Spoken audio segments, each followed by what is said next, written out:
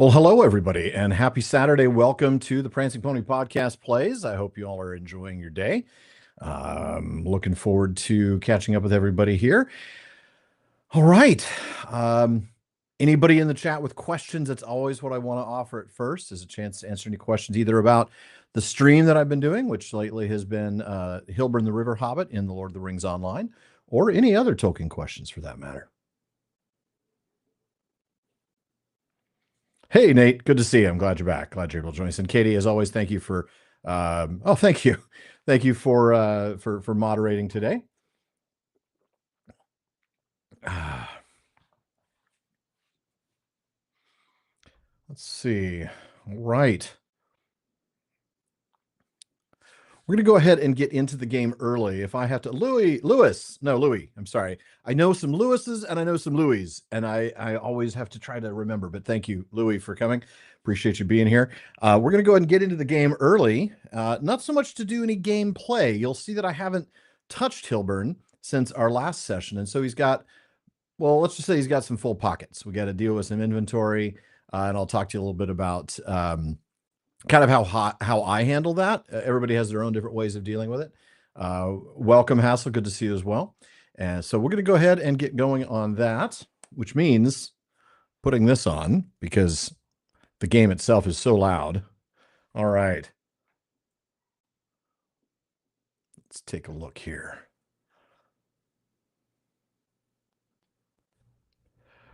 Well, Louis, I'm very sensitive to name stuff because my last name gets mispronounced all the time and my first name gets misspelled. So I try to remember that sort of thing.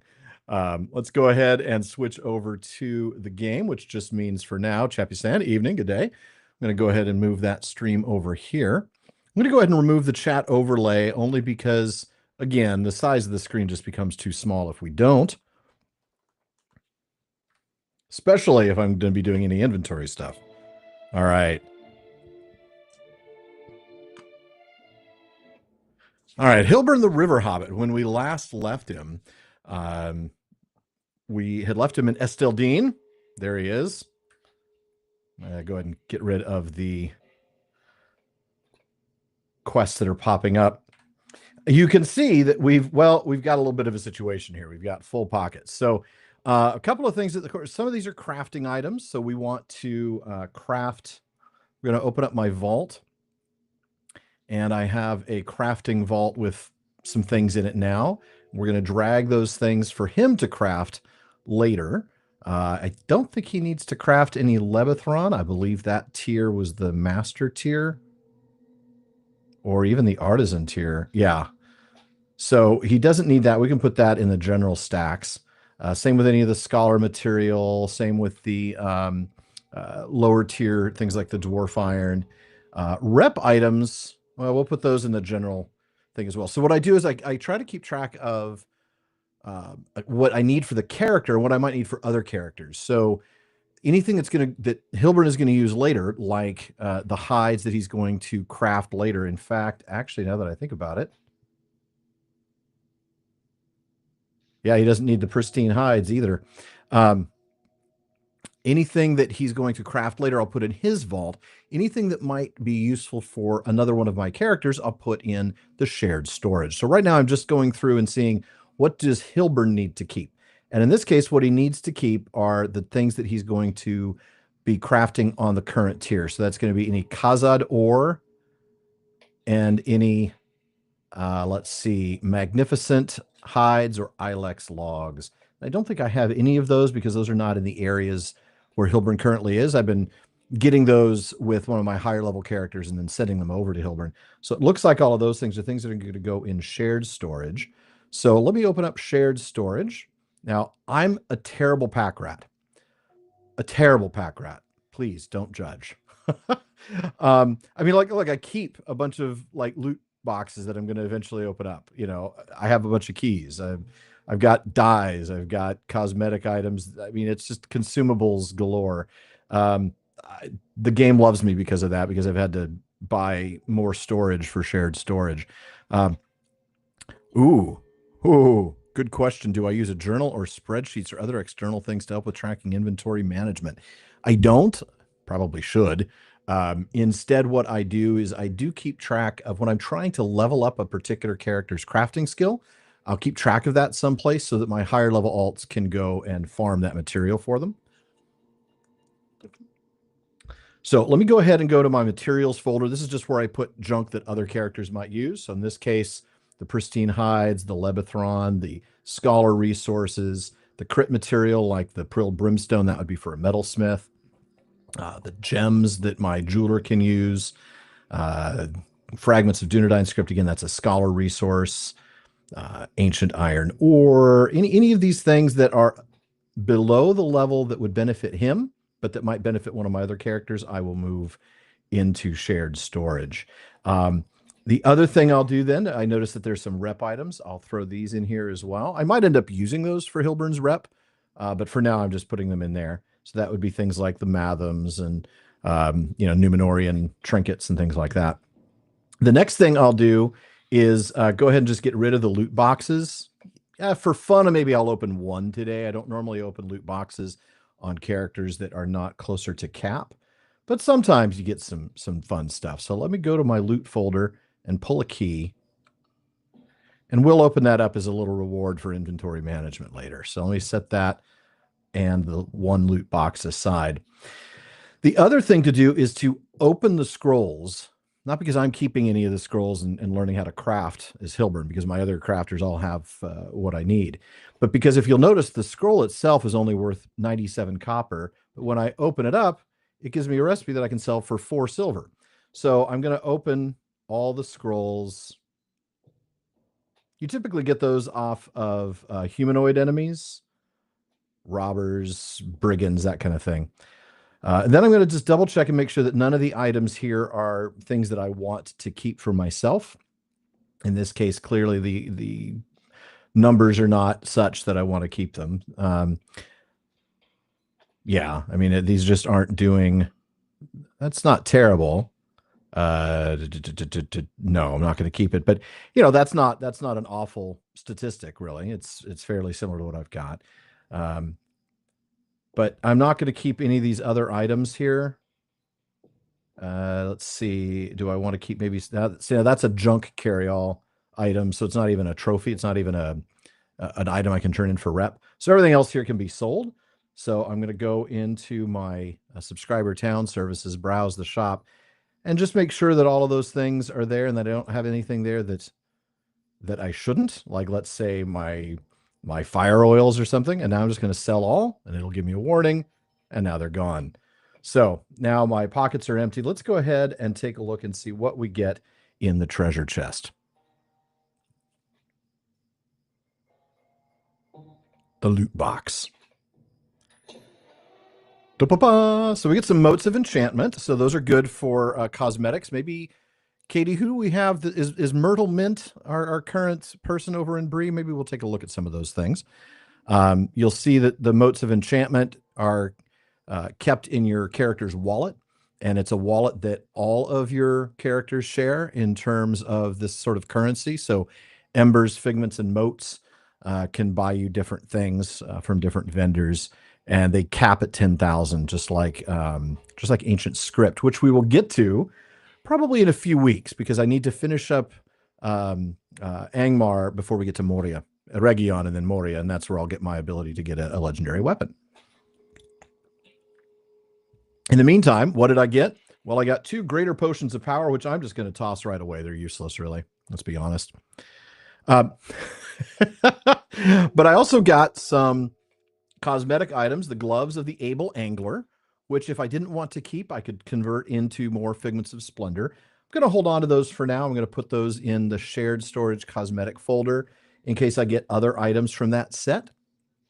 And then the other thing that I got is a topaz gold ring of the Wayfarer. That definitely is better than my scratched ring of the Fallen. It's a little bit extra agility, a little bit extra vitality, but the crit rating is significantly higher, and the finesse rating is higher. So I'm going to go ahead and put that on instead of the scratched ring of the Fallen. Give me a very small boost, not much of a boost at all, really, and then sell the scratched ring of the Fallen. And then we're going to see what we got in our daily gifts. So as a VIP, whether that's a VIP that you pay a monthly fee for, or in my case, a lifetime VIP, you get Hobbit gifts every day, silver gift, and then once a week you get a gold gift. So I'm going to open the silver one for free. It's usually very little. In this case, it's a tiny little virtue bump, which I will immediately apply. And then a Tome of Extraordinary Experience, which I'm going to hold on to that because I can boost my acceleration in my XP using that once we're rolling along. In the meantime, I do like to get a little bit more of the accelerated experience. So if you look down at the bottom of the screen, the brown bar represents where I am currently, about 20% level 46. And you want to get all the way over to the far right before it's the next level. The blue is an area of accelerated experience. You double the experience during that blue bar. That happens when you're offline. Like you take a day off, you come back, you got a little bit of blue, and it's sort of a way to boost and draw you back into the game. The other thing you can do is buy more of that by using destiny points. As you can see, I have a slew of points, 114,000. I don't know what I'm going to ever do with them. And I can only buy 3 at a time anyway. So I'm going to buy, there we go. So now the rest of level 46 will be accelerated. Combine that with the Tome of Extraordinary Experience, and we'll be level 47 before you know it. Now, let me catch up real quick on chat before we do anything else, because it's been a while. It's been a minute, as they say. Shopping stream. Yeah, maybe we will take a look at that. Scrolling. How much storage max am I up to? Well, individual characters are different, but shared storage, I'm at the max, which is 340. So I am both a pack rat and a part of the rat pack, I should say. How does one expand their vault storage? Let me tell you, there's a couple ways to do it. So privately, each character has their vault, and then the characters together have shared storage. The vault, you can add space by using in-game currency. Right now, it would cost me 5 gold coins to increase my bank storage from 90 to 105. Each increment is 15 slots. You can then also add space using points. Oftentimes, this will be on sale. Right now, it's not. It would be 695 LotRO points in order to upgrade. I recommend highly waiting for that to be on sale and then buying the vault upgrade for characters that you play with regularly. It is a very nice thing to have. But yeah, later on, you lose the ability to buy it with your own money. So early on, use in-game currency, because in-game currency is, there's not a lot you can use it on except for auction house. Ooh, I meant to do one other thing while I was in shared storage, folks. I'll just tell you this right now. I did have Halagrim go and find some Khazad Skarn and some magnificent hides and some Ilex wood. Also some Kalinard hides accidentally, which he can't do anything with yet, but he will be able to. And those are things that that Hilburn here will need to craft at the next level. So I am going to put those in my private vault now so that later on I can do some crafting. All right, going back to the chat. So that's expanding vault storage. Erwin, hey, good to see you, man. I didn't spot you until just now. Katie, never noticed about the scrolls versus recipes. Yeah, that was just a small thing. I will say, though, for those of you who are interested in crafting, obviously like I am, use the recipes, right? The recipes are great. That's how you learn things to make for your different skills. But for instance, Hilburn's a tailor, but I already have Halagrim, who's a tailor of the highest level, so I don't need those recipes anymore. The only recipes I will need would be like one-shot recipes. To explain what that means, normally when I learn a recipe, let's say it's a recipe for the rough cloth cloak, okay, which is a very apprentice level. I mean, it's a cloak that you would only be able to wear at, level 7. That I can make that as many times as I want. At higher levels, you get what called one-shot recipes. You get the recipe, it becomes an item you can make, but then you make it and the recipe is gone. So you can only ever make it once unless you find the recipe again. That's typically the case for some of the equipment that I'm wearing, like these blue items here, these teal items, right? They're the next level up. So you've got green items when you look at a green item.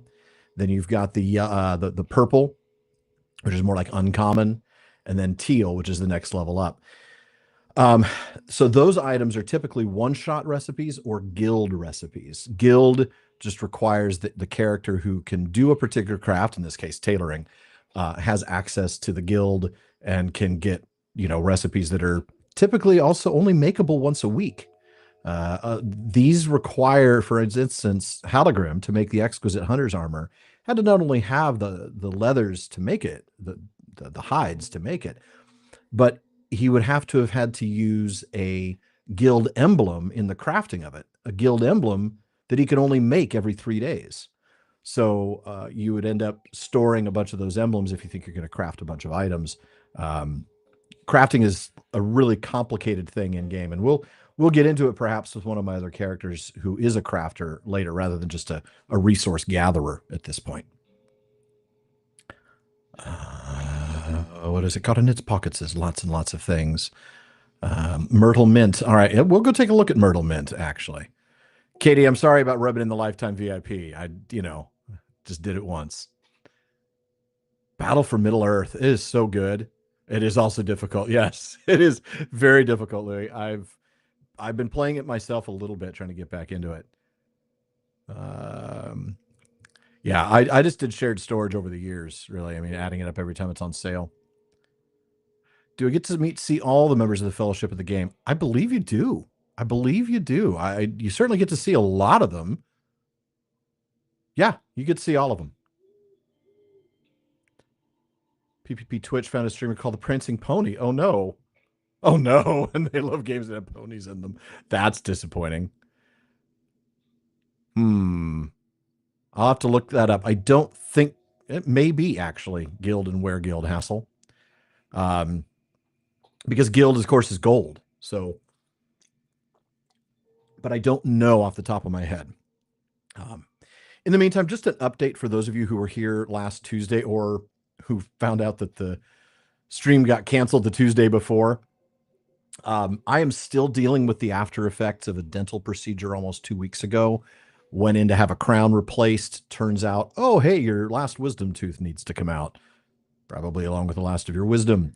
And unfortunately, that caused me a lot of difficulty. I ended up having a really tight jaw, so I wrapped up last Tuesday early. Well, it turns out the extraction site got infected, and I've been in quite a bit of pain. My doctor was able to get me a stronger antibiotic and some stronger pain meds on Thursday. But if I'm not able to complete a 2-hour stream, I hope you'll indulge me. I'm going to do my very best, but talking a lot does eventually cause some pain. So anyway, TMI, but there you have it. All right. So now that we have kind of walked through a little bit about inventory, the difference between shared inventory and vaults. Oh, I'll show you one other cool thing. Bags. Now you've noticed I've organized this in 2 bags. If you've played the game and you're looking at a default character, you're going to see something like 6 bags, and each bag has like 3 rows or 2 rows. And that's fine if you really want to do that. No judgment. I mean, maybe a little judgment. But you can customize this, right? So you can actually get in here and edit. See, you can see, all of a sudden there's 4 empty bags. There are no slots in those bags. You can drag slots from one bag to another, changing the size of your bags. So for instance, in my case with Hilburn, I just wanted to have 2 bags. One would be to hold all the stuff that I find on a journey. The other would be to hold on to stuff that I want to keep. And in fact, I probably want to just put one more row over here, right? And that gives me, more organization. You can also buy extra bag slots. Now, I haven't done that because I don't like to keep everything on my character. But maybe you're the kind of person who would rather have it on you than in your vault, especially if you're not a VIP and you don't have access to the subscriber town services tool. This is such a handy tool, right? It expires every 2 weeks. You have to go and get a new one. But when you have it, no matter where you are in the game, you can right click it, open it up. And from there, either browse the shop and sell stuff, open up a vault, open up your shared storage, open up your wardrobe, or even access the auction house. All things that you would have to go back to town for normally. But yeah, changing your bags really easy and definitely something to look into if you want to add more inventory space. Um, more like definitely today I'm more a grocer than a burglar. Um, and thank you, Louis. Yeah, there's something about dental that's like when that hurts, you just don't think about anything else in your life because the pain is so omnipresent. Um, but yeah, it's been a journey. All right. All right. Let's take a look real quick. Let's head over to Bree, though. Let me make sure, before I do, though, let me make sure that I have made Esteldine my porting place. Do I have a guide to Esteldine? Actually, I don't remember if I do. I do. I have a guide to Esteldine, so it doesn't matter. We're going to go ahead and pop over to Bree. Oh, by the way, I don't know if I've ever told you this. This travel window, this is actually not a mod. What do they call them? Plugin. It's a plugin. So this little icon that looks like a suitcase down here, when you use the travel plugin, pulls up all of your travel skills. Now, on somebody like Hilburn, there's not that many. But when you have a character who's been around for a while and has achieved, let's say, kindred or ally status with 20 different factions, you're going to have guides to a lot of places, especially if you're either a hunter or a warden.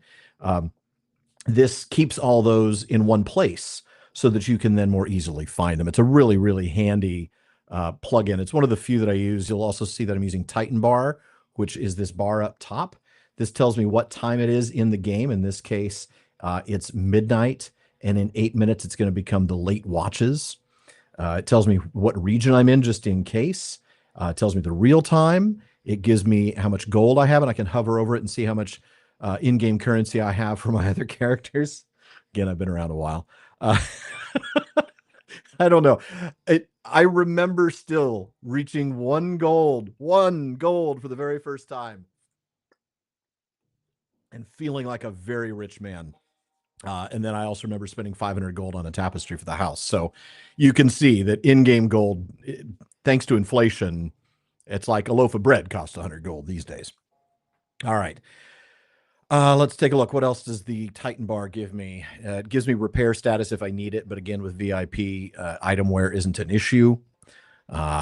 Shows me what my character's got. It shows me what's in my backpack items. I can take a look and see what other characters have. For example, I can see, oh yeah, Dirthal's got hope tokens, so I don't need to send him any. It's a very handy way of doing things. And thank you for posting that link to the plugin. I would strongly recommend if you're going to do plugins. Yeah, I agree with that, Edith. The different enhancement runes are part of the problem why I have a problem with shared storage, as you can see. Traceries and tokens and runes all over the place. What was I saying? Oh, plugins. Use the Katie. If you could post a LotRO compendium link, that's the. I think it's compendium. Is it compendium that does all the plugins? Kind of manages the plugins. It's a great tool. Yeah, legendary essence carry-alls are nice. That's a very good question, Louis. Is the game as complicated as it looks? It is as complicated as you want it to be. You can approach it much more simply than I do. I'm just the kind of guy who sort of really gets into those granular systems. I really enjoy, comparing, doing a lot of A/B comparisons and figuring things out. That's just who I am. But you can play it much more simply than that. You don't have to get overly involved in that stuff. You will find yourself slowly, like a frog in boiling water, getting a little more complicated, but at a pace that's not uncomfortable. And I can remember that from my first days. So let's go ahead and pop over to Bree. And yes, definitely joining the PPP kin is a great way to help with that too, because there are going to be folks who can help you with all sorts of different things. People who can help you build a better legendary item, folks who can help you with crafting, all sorts of stuff. All right. Shows what player X has. The Watcher, that would be Titan Bar. Titan Bar is the plugin that I use that gives me access to everybody's backpack. It's super, super handy. You can't move anything. It's not like I can reach into Dirthal's backpack and grab anything. For that, I have to, do the whole log out, log in thing. But Let's go take a look at Myrtle Mint, shall we? Yeah, Nate says it right here. My experience as well, I've had a gameplay mechanics like crafting as I felt like I could handle them. That's kind of how you do it. As people have pointed out, when I throw away perfectly good gear because it doesn't match what I'm wearing, the game does a pretty good job of giving you good loot as you move along. Um, I'm just the kind of guy who wants to have the even better loot. So again, you can play the game perfectly fine without having to worry about crafting anything. Then, as you start to build more of an in-game treasury, you can use use the auction house to help fill the gaps. So plenty of options. I'm going to go ahead and, for once, do something I don't normally do, and that's turn off the names because it gets a little crowded around here. Which one's Myrtle, though? Is she not here? Yeah, there she is. Myrtle Mint. Her name was, there she is. Yeah, Myrtle Mint. Rotating Figments of Splendor Cosmetics. All right. A bunch of options on Titan Bar. Titan Bar has, that's this entire bar up the top. You can see, like right here, if I right click on it, I can see player infos. Like I can hover over this and see all of the detail on my character. Particularly handy, especially as you get closer to cap, so you can see whether you're capped in a particular thing. Track items. I don't even know what that one is. Renown. You can track renown. You can even see your shared storage.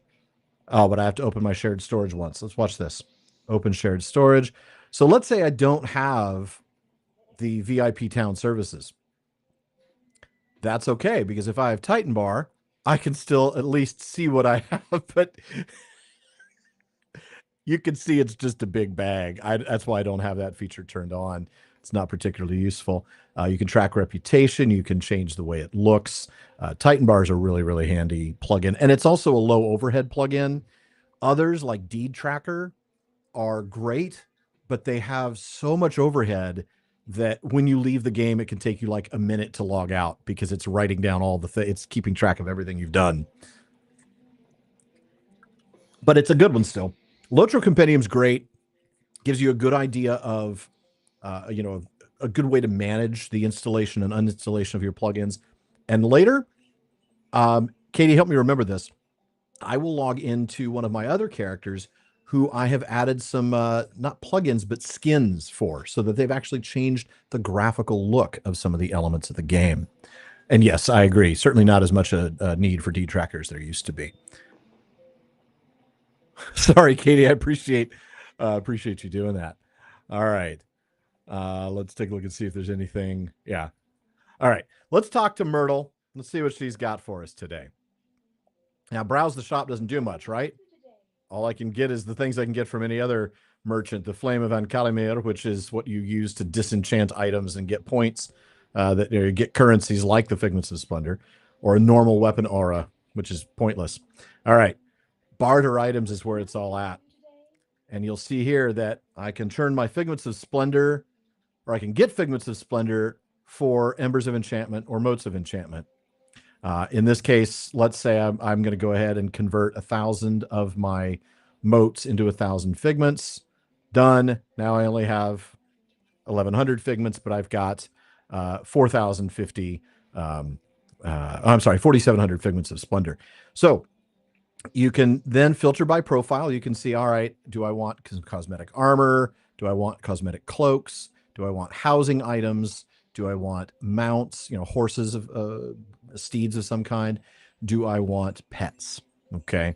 So for instance, you can see that some of them are more expensive than others, maybe 2,000 for the Tome of the Able Ice Shore Fisher, but the Rust Corgi is going to cost you 3,500, that kind of thing.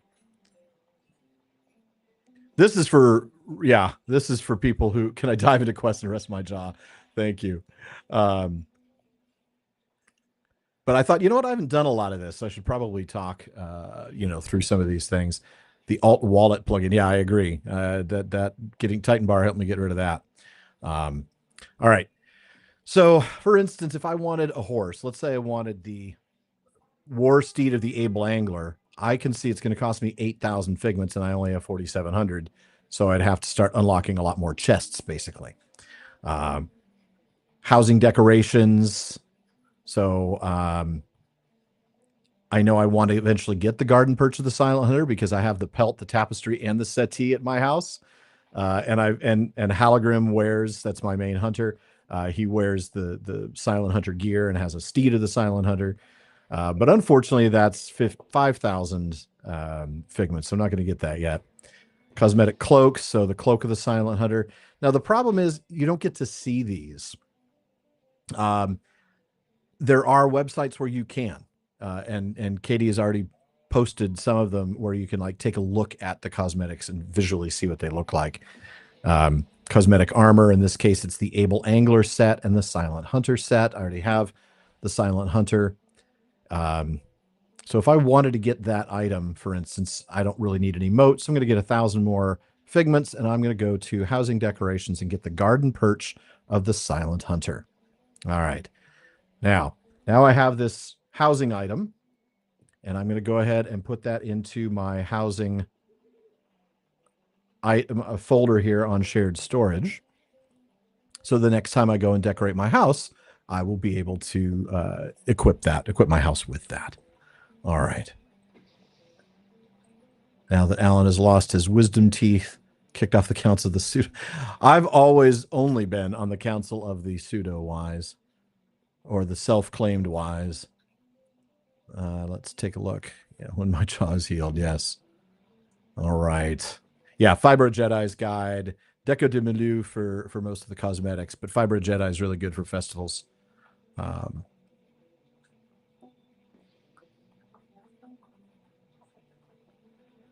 Yeah, I don't think you can use the dressing room for items unless they're some. And this is an area where I'm not so super sure on. I know that you can take a look in some things, the dressing room, but I don't think you can from the vendors. Katie, can you confirm?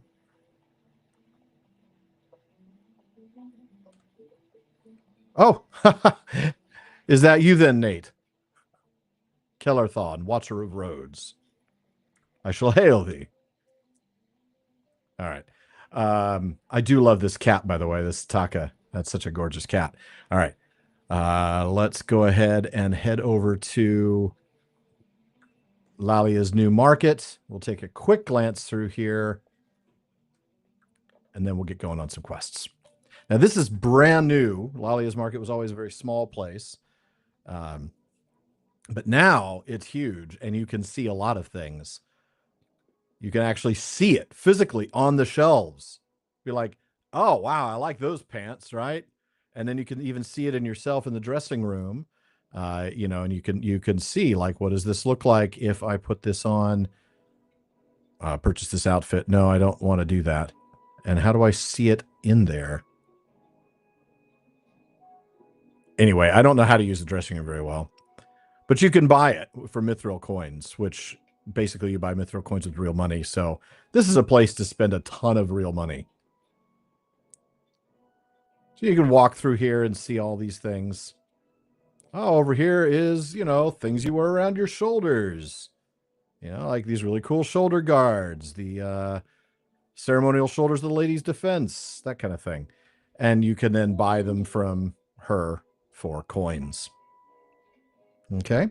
So you walk through here, you've got everything you could possibly want, all your helms, hats, things like this.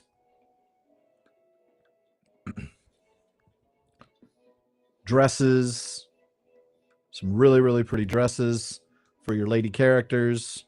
Ooh, or this one. I like this one. What is that? The ceremonial padded robes of Rohan. That's a pretty one. Aha, and you can see how it's on me now, right? So that's what I would look like wearing it with my current outfit. And let's say I wanted to know, what would it look like, though, if I dyed it gold? Aha. So that's what would change, not the middle logo, but that's what would change if I changed it to gold. What if, since it's Rohirric, what if I changed it to Rivendell green? Well, there you go. See? So you get a good chance of seeing what things would look like before you purchase them. GTA Sanharda. And we've been waiting for GTA 6 for just as long as LotRo's been out, about 17 years, 18 years. Alt left click. Is that what it is? I'll have to try that. All right. Yes, Katie, it is also my favorite color. This is a nice piece too. It looks like it must be Rohirric too, since it's got that same thing. That's the ceremonial steel breastplate of Rohan. And if I zoom in on my character here wearing that, right? And then I said, I really like that, but what if we made that Eredluin blue? Oh, yeah, see? That's nice. So then you know what colors of dye you want your scholar to make, because that's what scholars make. They make dye. More. Oh, no, I'm already back. That was pants, so I need to go to the other direction. Cloaks. All the cool cloaks, right? All the cool cloaks. Everybody wants a cool cloak. How about that one, right? The ceremonial worm scale protector's cloak. Oh, yeah. The worm scale blade master's cloak. Look at that. So, they've got some cool ones. Ones here with actual, like, images on them. This ceremonial thin cloak of destruction or salvation here. Yeah, they do a really good job with the cosmetics. They really, really do. Feeling better and worse, Brig. The procedure itself apparently went okay, but then the site got infected. So the last couple of days have been a little more than rough. Let's see, what else can we get? Oh, yeah. So you can start to see stuff that you get on your horses, right? You want to get a war steed appearance. This is a place to start looking for it. You can see what things would look like on your horse. So it's a really fantastic tool. Great way to see what you want. And a great way for LotRO to stay afloat financially, because they take all your money that way. All right, we're going to go ahead and use my guide to Esteldine to head back.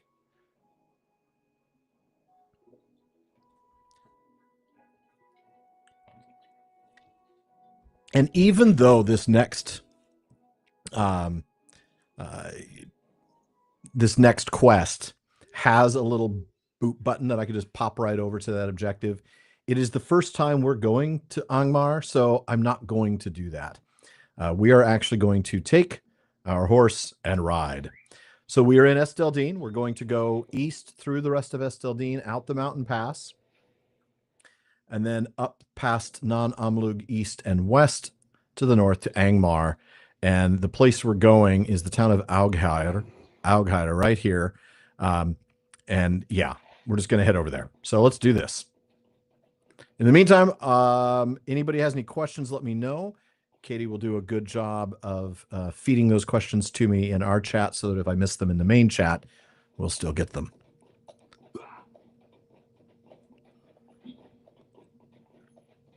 Do they have a wardrobe carryall?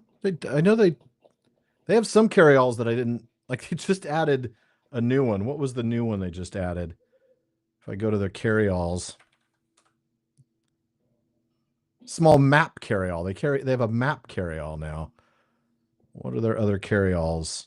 The dyes, the crafting, the essence and tracery, the healers, housing decorations. So that's your housing cosmetics, instrument, junk items, task items, war spoils, which I think is in Ettenmoors. I don't do any of the multiplayer stuff.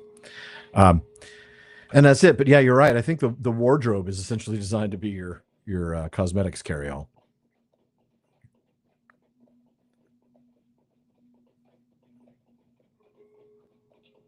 Horse armor for $1.99.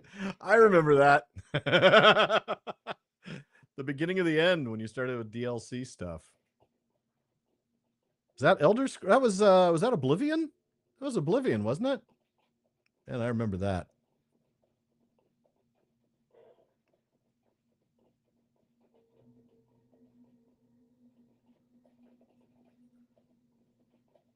All right, we're headed down into Non Amlug East. So you can see this is definitely an area that's beneath me in terms of crafting, right? Rich iron and yew wood.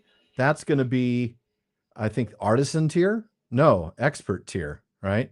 So you're talking about yew and rich iron. So that tells me right away I'm probably not going to even be worried about. I'm not going to be worried about aggroing any of the critters here either.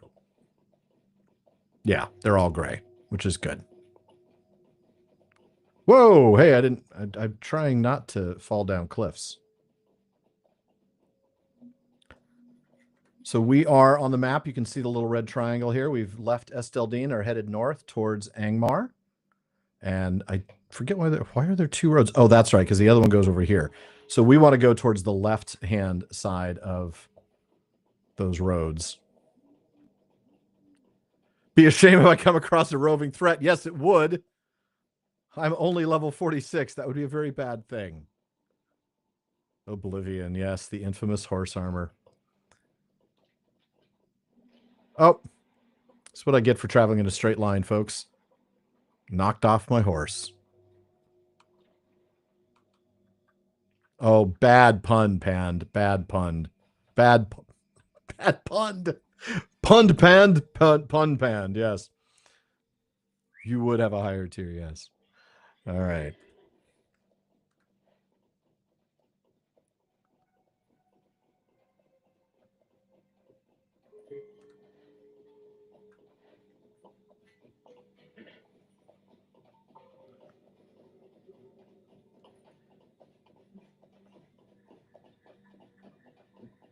I believe we're near the right road here. Yep, there we are.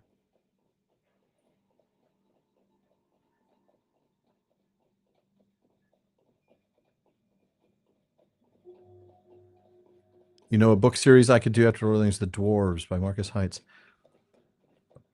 Oh, even these critters are gray. That's handy. That's what I get for having spent so much time in the angle. Kind of leveled myself up a little bit.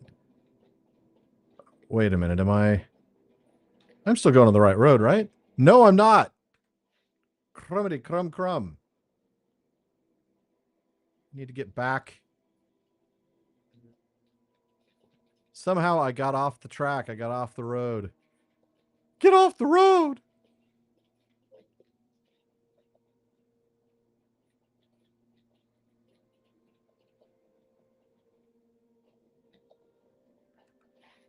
Am I? I mean, look at where I'm at on the map. I don't think so. Is it really? I'm genuinely on the right road? Okay, I guess so. Katie's like, no, you are. The map's just terrible. Oh yeah, I must be on the right road because other people are coming this direction. The map is terrible, let's just be honest. Many things this game does well. Map is not one of them. Hold on. Sure, I'm in the right place.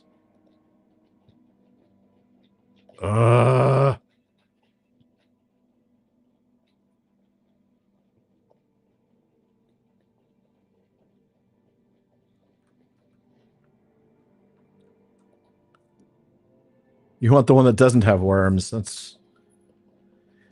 All right. Go up. The problem is, of course, you're telling me all that. So, yeah, this is... I would have thought this was it, right? I'm out of the North Downs. Oh, I see. That's here. I want this road. You're right. I did want the other one.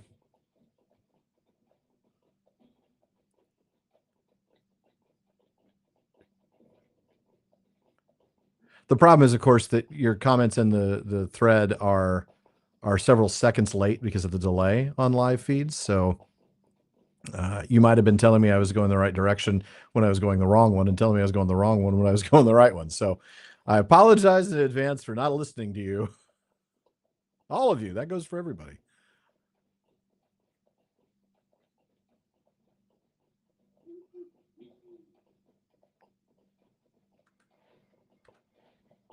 All right. Let's go this way.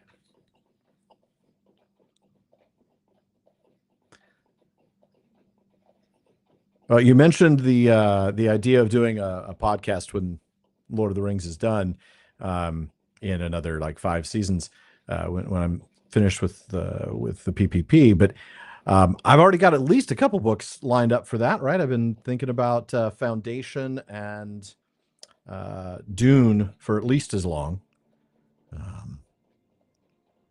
We'll see. Let me have another drink of Celsius. I'm starting to fade.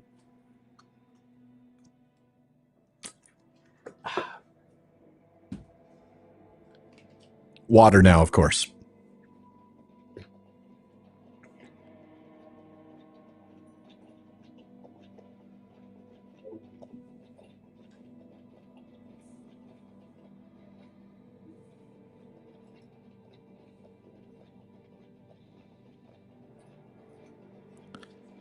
Okay. Here we go. There we go. Now we're on our way into Aughair. Bastions of hope, deed bestowed. Find Lemkoti. Remember how when we talked to people that look like this in Esteldine, they also had that sort of Finnish names. So I've seen the orcs' machines with my own eyes. I don't trust the orcs or their machines. I'll take these. These are lower level quests. They're green, so I'm probably not going to end up. By the time I do them, they'll probably be gray. Collect goblin gems. Talk to the Earthkin Scout. Defeat Blogmaw fighters. Collect root vegetables. These are not epic quests, so that's why I'm zooming through them. And it looks like there's one more over here. If you have come to help, you are welcome. Oh, that was a small fellowship one, so I might not want to do that. All right, let's take a look real quick at the map. And we'll see several quests now if I uncheck these, right? So we can kind of see where they each are.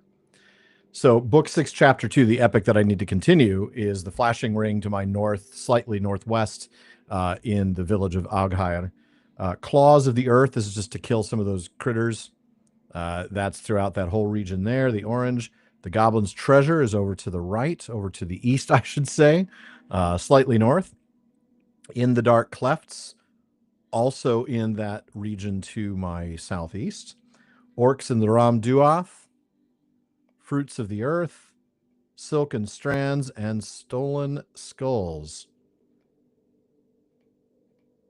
So all of these are in that region to my immediate east for the most part, except I noticed that when I hover over Silken Strands, there's a ring that pops up all the way over here in the middle of the map, sort of just slightly to the west of the center, south of Imlad Balchorth and north of Malinhad.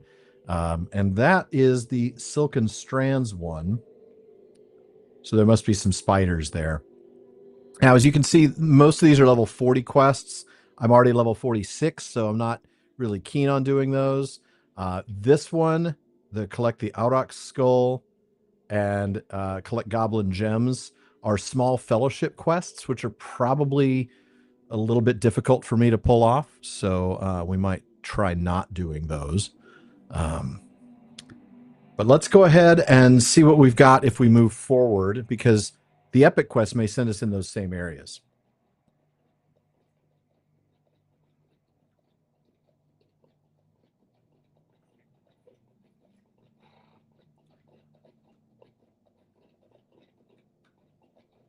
So you can see it looks like an area right here that goes down and into some areas that I would start doing some quests. Here we go. I mean, I'll probably stop for a few nodes, even though he doesn't need them, just because it's always good to have for the next alt that's climbing the ladder.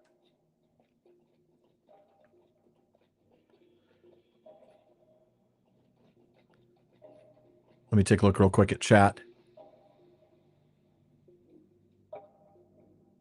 Thank you for forgiving my confusion. Fading into Realm of Wraith being stretched.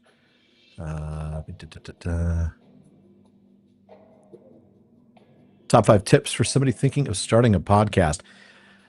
Ooh, it's such a different environment now than it was 9.5, almost 10 years ago when we started thinking about that.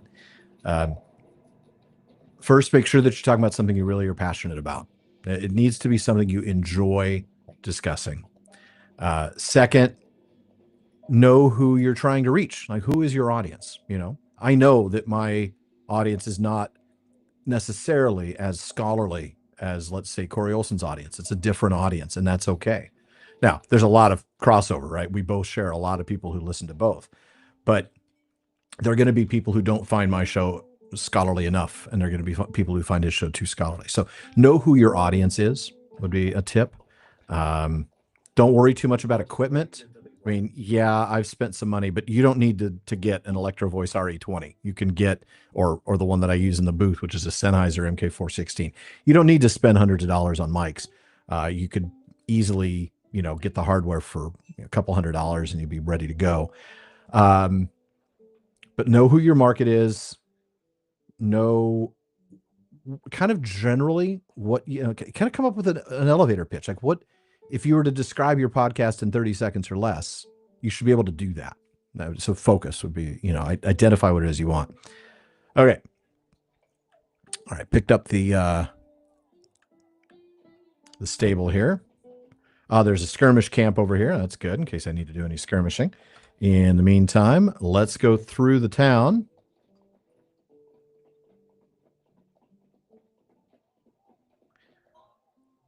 We of the Trev Georg are a strong and noble people. You'll find out who they're related to enough. I know that I'm passing up a lot of rings, but that's because I'm going to go talk to my epic guy here in a bit. That would be Koronir, the ranger.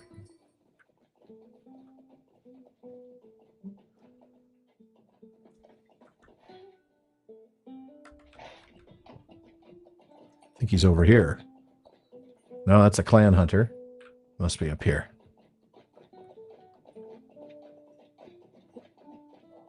No, clan hunter. Oh, there we go. In here somewhere, if I remember correctly. There he is. All right, let me get off my horse.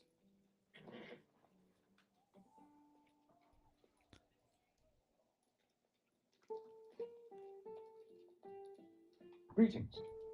Who are you? Nay, it matters not. All that matters is that you have come.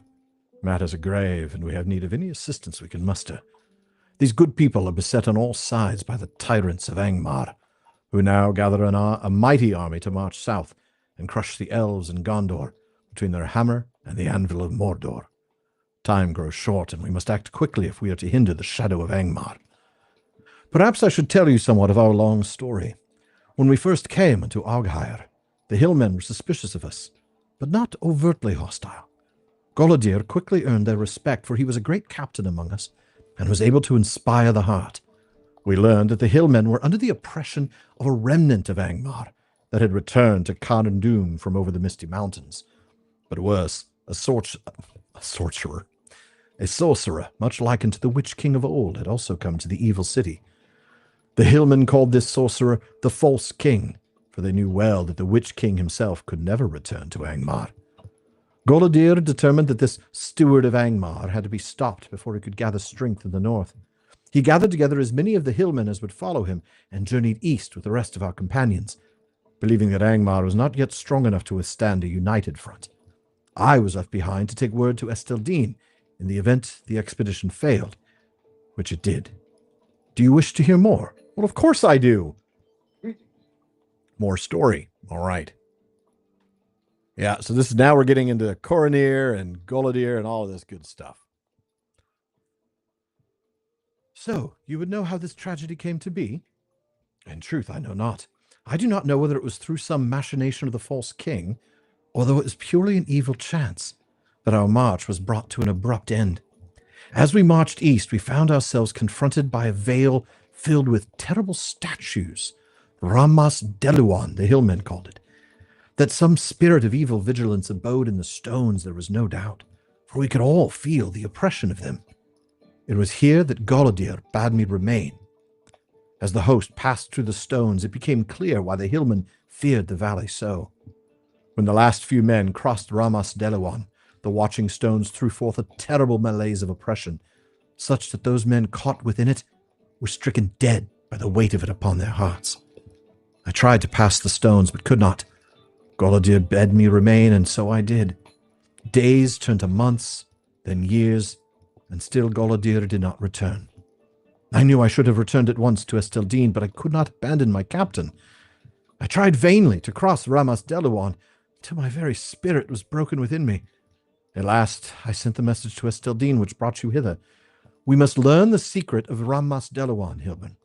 Perhaps one of the many lesser stones which litter this land, especially near the camps of the Angmarim and hillmen, will reveal that secret.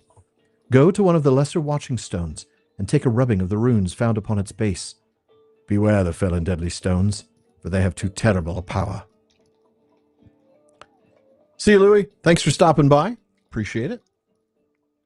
All right, let's see. All right, so book 6, chapter 3. As you can see from the flashing things, there's lots of different spots. One of them is over near the goblin camp that will probably complete the goblin's treasure. 3 are to the north, 4 are to the north, and 2 are far to the east. So I think we're going to remove all of the, well, we're certainly going to remove the green ones. We're going to just cancel the green ones, because I'm not even worried about whether I might finish them at some point. We'll just remove it. All right, let's go pick up some of the quests from the Hillman, because again, it's one of those situations where, you know, we're likely to complete their quests while we're looking at other quests. But I'm trying to speed through this part of the quest for, you know, on purpose. It's a miserable, what the heck? There we go. It has been long since we have known peace. He wants me to talk to Cranog. I think that's what everybody wanted me to do, by the way. All the rings that I was looking at going, wow, we're passing up a lot of quests. I don't remember there being that many quests. And then I realized it's because everybody's like, you need to go talk to the chieftain.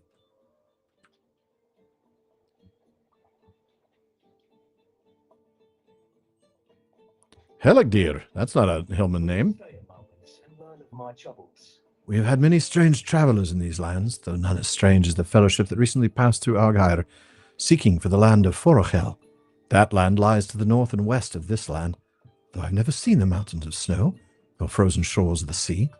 They had an old map that claimed ancient dwarf mines filled with treasure lay somewhere within the land of Forochel. If you were to travel to those lands, I would ask for you to seek out one of their company, and lend them aid if you were able. They do not seem a very capable company, and it would ease my heart to know that a hunter such as yourself would look out for them. Forochel lies north of Evendim, through Kirith Rue, north of Tyr and Forneck. You should start your search in the village of Kapakota. And we eventually may find our way. Yeah, no, we will. There's epic stuff in Forochel, so. Declan wants me to discover what became of Durel. It's a small fellowship, so I'm not going to do it.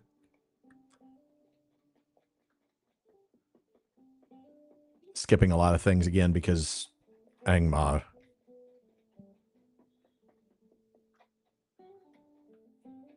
Yeah, they're clearly related to the Dunlendings. I mean, there's the Cranog quest unlocks the rep items. Oh, that's right. Cranog. Well, we got to talk to Cranog anyway. The hills of Angmar are not friendly to the unwary. You've come to Alghair, but you're not one of us. You're of River Hobbit kind.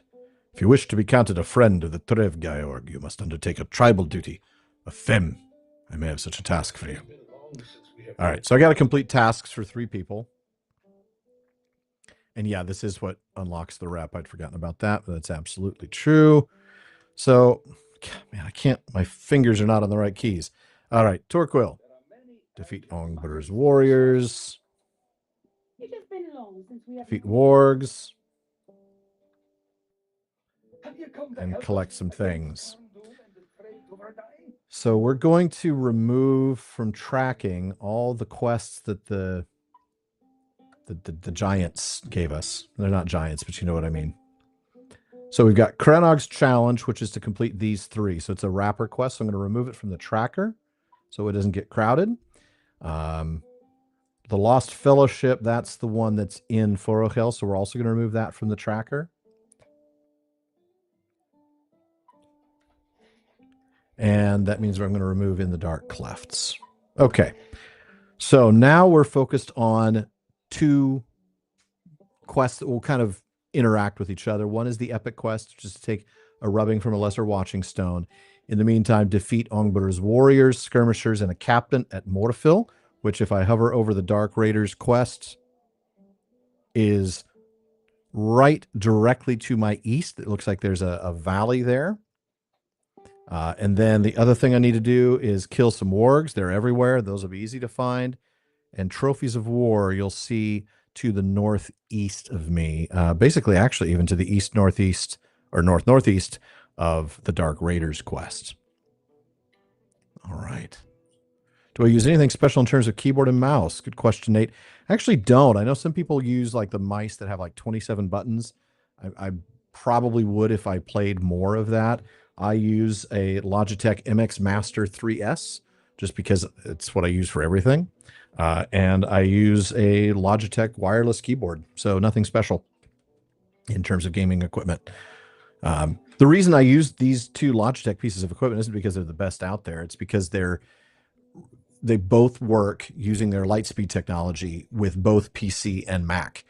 Some will only work with PC, and then you got to Bluetooth with Mac, and then I always have problems with Bluetooth maintaining connection. So I needed something that worked with their, with a proprietary wireless technology. So, yeah, Logitech. I do tend to like them, but this is my third MX Master mouse. I have had problems in the past. All right, let's see. I'm going the wrong direction, maybe. No, I want to go up that way. Okay.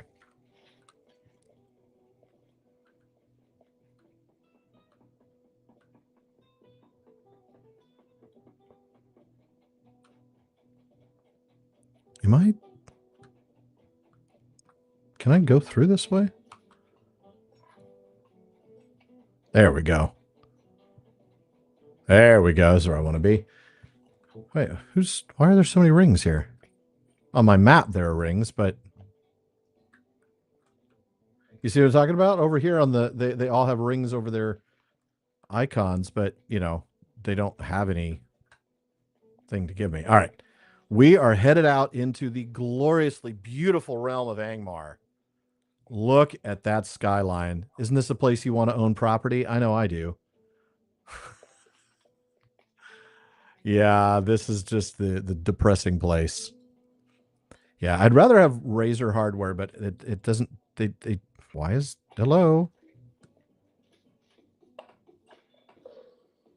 Warg Slayer.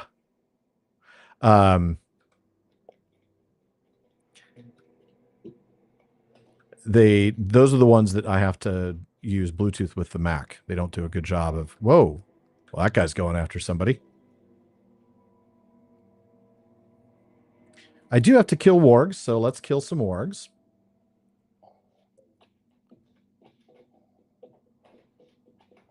Okay, and then the other quest that I have to do is over here and over there. Okay. So let's set Trophies of War, and I'll tell you why, because Trophies of War is right near two of the rubbings for book 6 for the epic quest. So let's go that direction.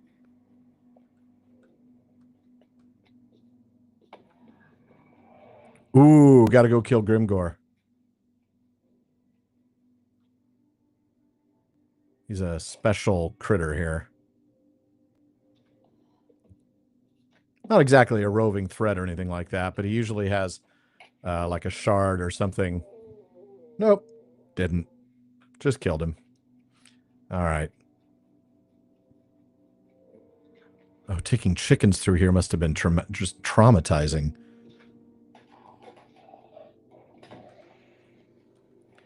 Yeah, I want to stay on this road. Such an unpleasant place. Ow! That hurt, actually. I'm not going to do that again.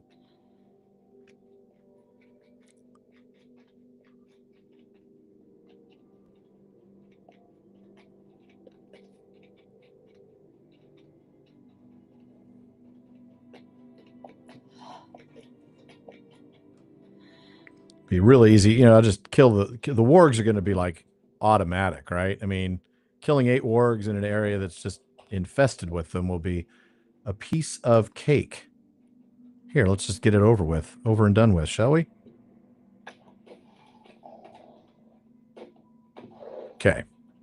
So that one's done. Now, we just need to find our way over there, the Scottish Skulker. That must be the one you were talking about, Katie, right? The stealth warg.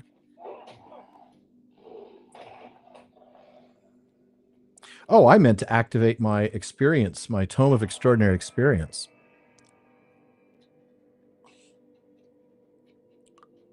File a crow. Nobody here wants to talk to me yet. Probably a good thing. All right. We're moving through. We're going to try to get to the Fortress of Torgalvin. Skull amulets and bloodstone pendants. And then that'll also be very near a rubbing to the north.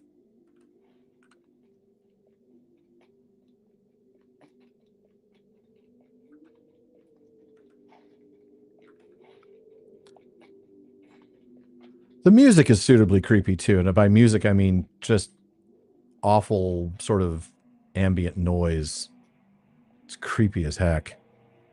This must be the fortress where I need to collect skull amulets and bloodstone pendants. So let's start collecting them.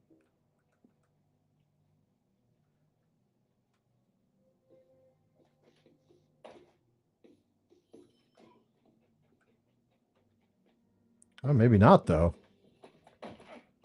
It's defenders carry. Yeah. Maybe I have to get in there, though.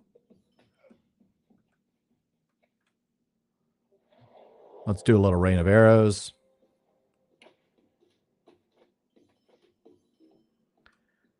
And then the watching stone. Oh, I get a rubbing from this guy right here. Done. Now I just need to collect the amulets and things.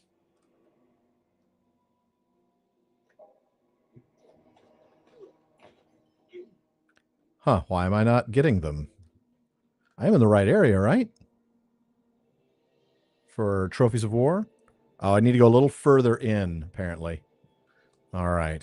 In the meantime, let me check real quick. This doesn't have the creepy children laughs. Oh, gosh, that is awful.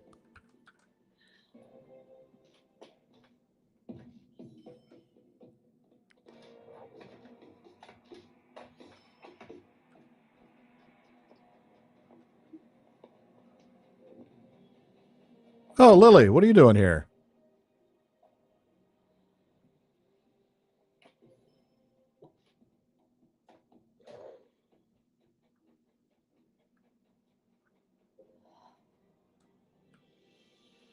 Oh, I think maybe...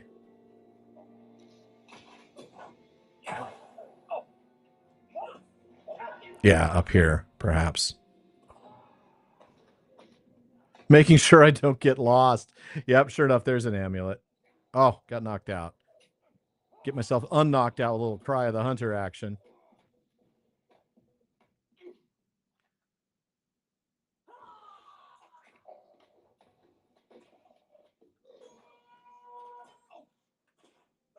Oh, shoot. They're pulling people before me there. Thanks a lot.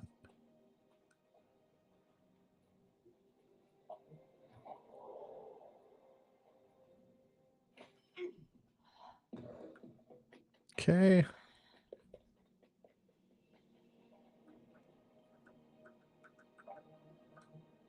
We just need to kill enough of these to get out of here. Then we can also try to go do Dark Raiders before we head back into town. We just need to get one more skull amulet and we're good to go. Probably won't be on the Skara Hunter, but you know, you never know.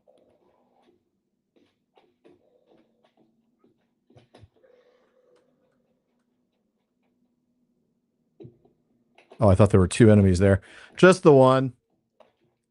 Okay, there's the skull amulet. So now we want to do Dark Raiders, which is to the south of here. So let's get out of this place and we'll head south. Yeah, the Ghost Due by the Altar, I think, is later.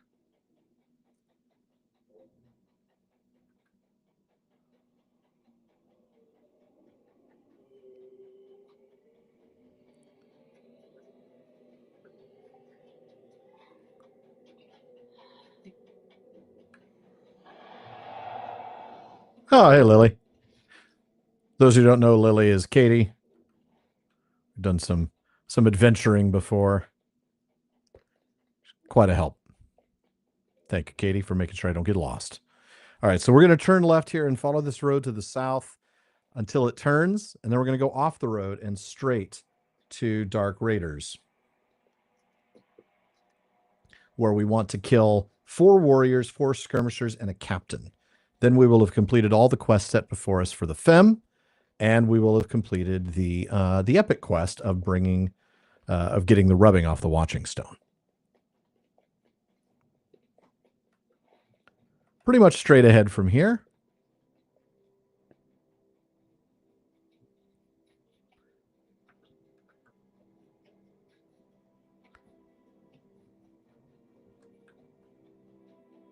Oh, another special critter. Again, probably somebody's class quest.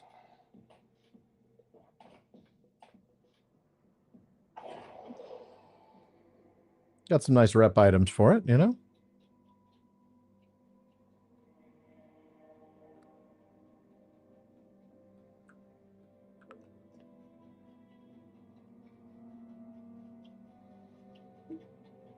Trying to see what I can see. Part of the problem, I think I've told you all this before, is that there's a light in front of me so that you all can see me. But that does make sometimes when the screen is dark, it makes it a little difficult to see what's going on. Oh, did I? I did. All right, fine. I'll kill you too. All right.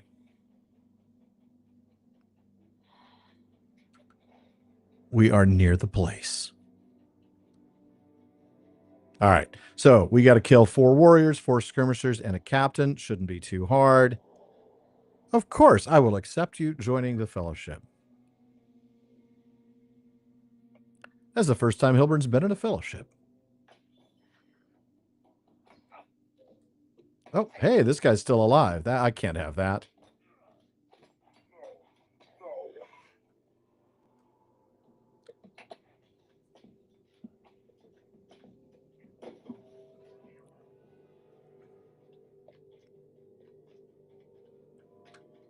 All right, just got to kill. Well, I'm undoubtedly going to have to kill a lot more warriors and skirmishers than 4 each because I have to get to the captain, and the captain's probably not going to be right near the front of the gate.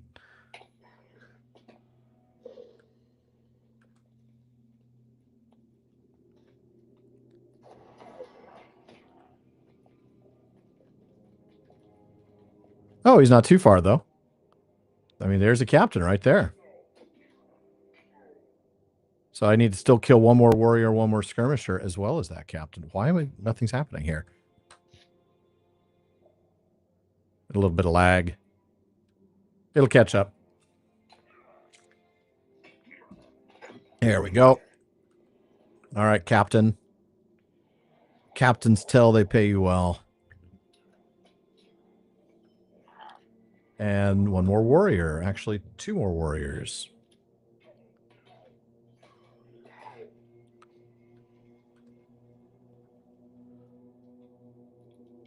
And then we'll just pop over, turn these quests in, and see what's next. I don't need to kill a skirmisher. You get to live, sir. You do not.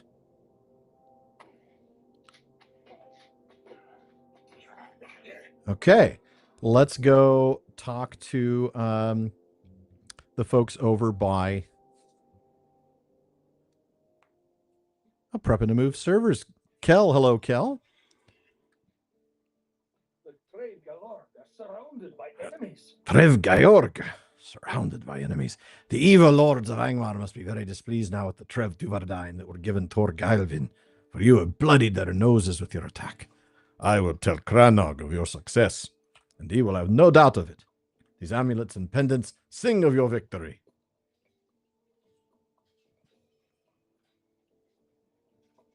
You have done very well against the wargs, Hilbert. I will tell Cranog of your victory, and may he be pleased. My brothers will be pleased by your service and their honor, Hilbert. I give you thanks in their stead for the slaying of the orcs at Morphil. For my part, I believe you're trustworthy, but it is up to Cranog to rule on this matter. By the way, let's see if any of the things that I got are worth anything. We've got a gem of Booth Sankas. Well, I'm not going to have any back. The Outriders token is just too good for me to wear. That's the one that gives me extra experience. Refined Athelas extracts. Is that better than what I've got? No, I'll sell those. What about this necklace? The necklace of Booth Sankas. Oh, this is, by the way, the first time that we've seen these. I'm going to pop these in the middle of the screen so you can see this. Take a look. You'll note that this is the first time we've come across the idea of a set. So for instance, if I were to wear the gem of Boothsankas and the necklace of Boothsankas, that would give me a little extra power. If I were to then also wear the loop of Boothsankas, you'd see 3 different set items equipped give me a boost to power and a boost to in-combat power regen.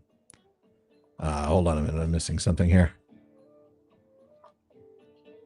Katie does carry Alan in this game. No. Yes, late game, Stephen, from very first idea. All right. I don't know how to make the text bigger on those items, by the way. I can make the text bigger on the quest boxes, like when I'm talking to this guy. That text I can change. The inventory text, I don't think I can. So I'm sorry about that. That's unfortunate. All right. I have been told of your successes. You have taken the first step on this path, but the road is winding and you have just begun to walk upon it. Not all need be as suspicious as I, for it is the duty of the chieftain to be guarded in all dealings with outsiders. Finnan, east of here at the center island of Alghyr, has heard of your victories and wishes to speak with you. But that is Finnan. I am not yet certain of your worth. So you'll see here there's of Fem, right? Slippers of Fem, shoes of Fem, and boots of Fem. It's going to be your light armor, your medium armor, and your heavy armor. And clearly you can then get other items of Fem, the vestments of Fem. So if you get all 5 items and you equip all 5, then you get small boosts to agility, vitality, and fate, as well as non-combat morale regen. Again, these are much lower than what I've got, so I'm not going to even bother with them, but that's what they are. All right, so now I got to complete tasks for 3 more people, Lakina, Kamran, and Rona. And there I'm going to find them near the center of the settlement. So we're going to get to them first. And then once we've done that, we'll talk to Koronir, because he's probably going to have more things for me to do too. Combine them all at once. That's kind of the point. All right. Lakina wants me to collect all bloodstones. Finnan wants me to defeat Tarkrip warriors at Burzum Pushtug. Rona wants me to talk to Tazgal, and Kamran wants me to destroy Torgalvin's standards, which means going back to that same place we just were. Let's see. So now I'm going to port over to Koronir. He's not far, but it's far enough. All right, Koronir, here's that rubbing. These runes are of an elvish mode, but the language is the black speech, in which I am not well versed. All right, what do we know about the elvish letters? The elvish letters can be applied to any language because they're just about pronunciation rules. So there might be a Sindarin mode, and there might be a Balerian mode, and there might be so that's why, even though the letters on the one ring are elvish in the book and in the film, the words are of the black speech. So that's what he's saying here. The runes are elvish, so they're probably Dairon's runes, but the language is the black speech. He says he does know a little and can see that these runes speak of a heart located within the stone. Perhaps if I could study one of the stone hearts, a way to undo the spell upon them can be found. There are some lifeless stones east of here, from which you may collect such a heart without fear. All right, so now if we look at the map, we've got, let's turn these on each as we go. We've got the epic quest, which is all the way over here in Malanhad. By the way, real quick, just catching up on chat. Don't give Alan the idea. Yes, I'll spar you anytime, Katie. Just let me know. Not with Hilburn, because Lily would slaughter Hilburn. Let's see. Angmar was the original late game. Kind of why it's not great now. You're right. It was. You would have to do a lot of group stuff, and that's why there's so many quests. But you don't need to do all of them, thankfully. Yeah. Okay. So that's Book 6, Chapter 4. The next epic quest is where the dead stones are in the middle of Malanhad. Dark Standards, I have to go back to that area that I was earlier, that fortress. Rona's concern is to the northeast of where I'm at, kind of on the way, though, to Dark Standards. Then there's Dark Hunters, which is to the north of that. Bloodstones, which appear to be kind of all around the area. And then Krenog's second challenge is just the Rapper quest. So the Bloodstones we get from the Hill Beasts, so that's who we need to kill in that general area. Talk to Tazgal, he's up in Alghyr. And then the Dark Hunters at Buzrum-Pushdug is just north of that fortress that we were at earlier, the fortress of Torgalvin. All right. No, I'm not going to duel. I'm not going to take a level 46 person and fight a cap. That's just silly. She's got like 200,000 morale. I've got 1,300. All right. But I will bring either of my level capped hunters out to have fun.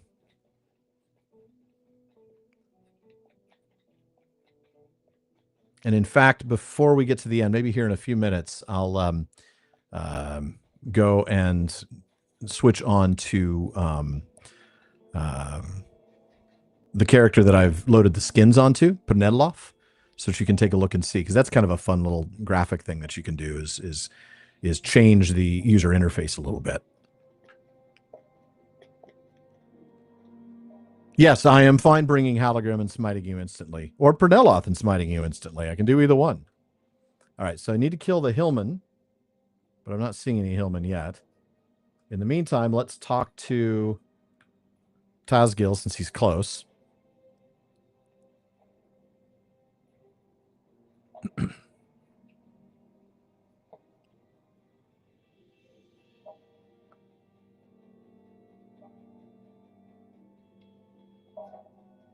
A lot of these ash crawlers, but still not a lot of the Hillmen that I'm supposed to talk to. Tazgal. My sister sent you. She worries always despite my assurances, but you are not one of the Trevgai. Argon do not have a fem. All right. He wants me to defeat hill beasts. Isn't that convenient? Because if I defeat hill beasts, I'm also going to get bloodstones. That's why both the bloodstones quest and the strange beast quest have the exact same areas on the map. So we'll come back to that. In the meantime, hey, I'm going to take at least a heavy resource node here.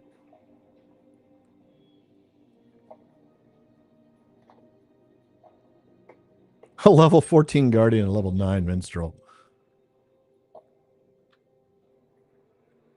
Okay, let's see. We want to head over towards... yeah, let's go that direction. We're going to head over towards the standards. And then we'll go north from there and attack the Dark Hunters. In the meantime, if we see any Hillmen, we'll take them, right? So there's a lot of wargs, though. Not a lot of Hillmen. This place just feels ominous. Like nobody's enemies, but nobody's friends. Oh, a Duvardine sentry.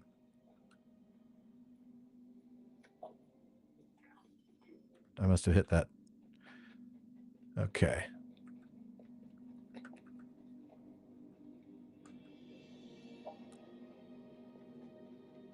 Well, thank you, Hassel. Oh, I see. You want there to be a challenge. All right.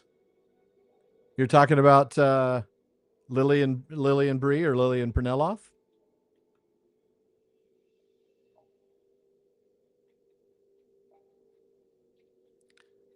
All right, where are the standards that we got to take out?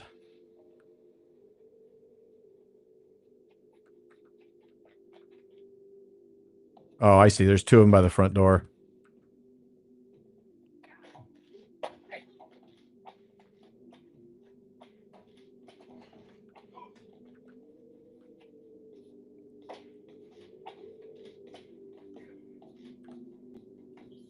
Okay, so we'll take down two of these standards and find three more.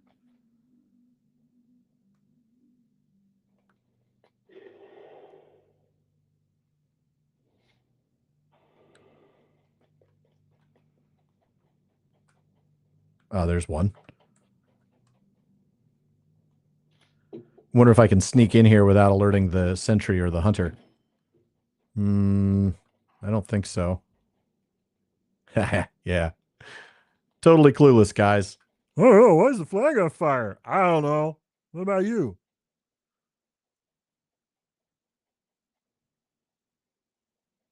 There's one up there. Oh. All right, fine. You wish to die, I shall kill you too. Really not that hard. Hello, Duverdine Sentry.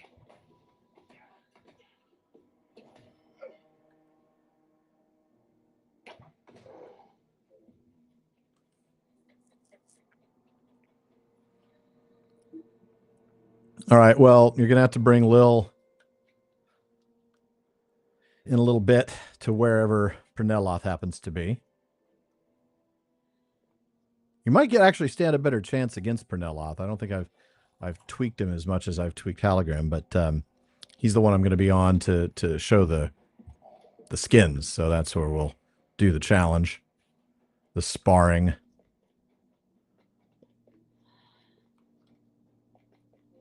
There's another one, but there's a dude. Okay, let's burn this one.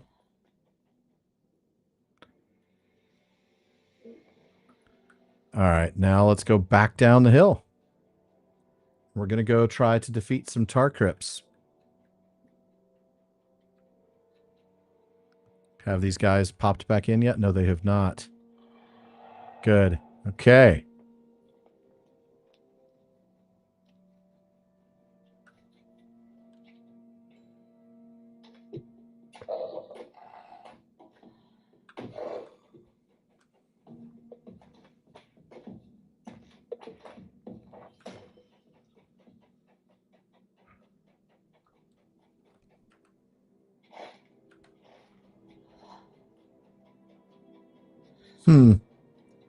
Buzrum pushtug. Oh, hello. Didn't see you there.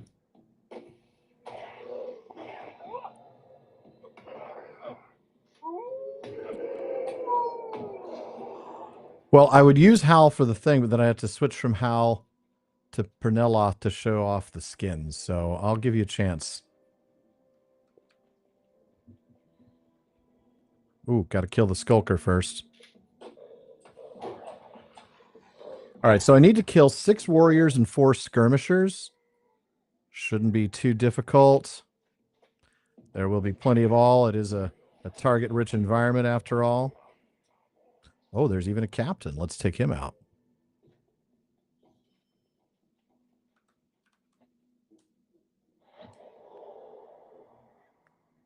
Burzum pushtug.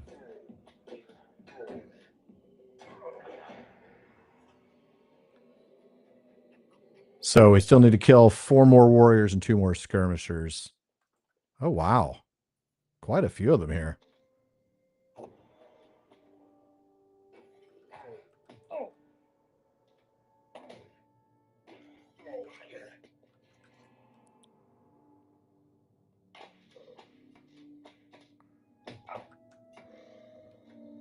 Oh, shoot. Didn't mean to get him. I meant to get him.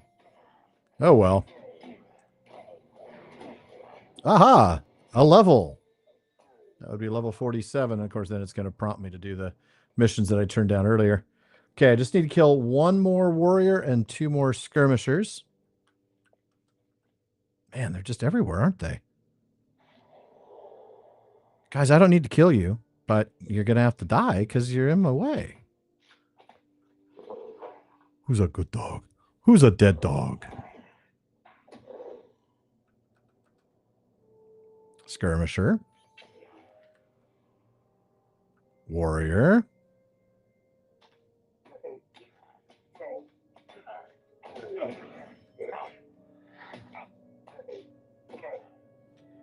And I just need to defeat 1 more skirmisher, and then we can pop out of here. I keep accidentally targeting more.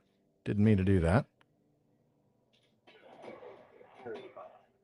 Okay, is there a skirmisher over here? Yes, there is, but of course there's so many others.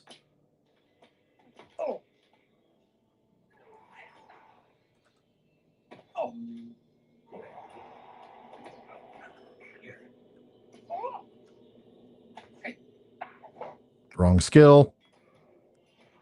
Okay. Collect bloodstones, defeat hill beasts. Just collect a heart from a lifeless watching stone. All right, let's get out of this place.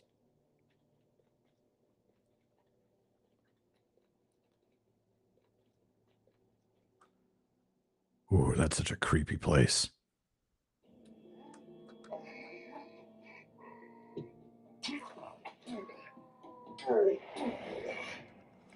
All right.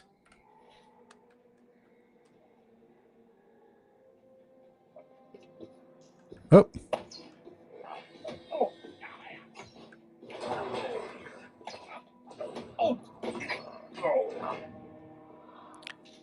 Thank you, Katie. Yes, indeed. It is just about time. I'm going to try to get over. I can't remember if I can get over these hills or not. Well, I'm going to have to kill this person. She's in my way. Into that.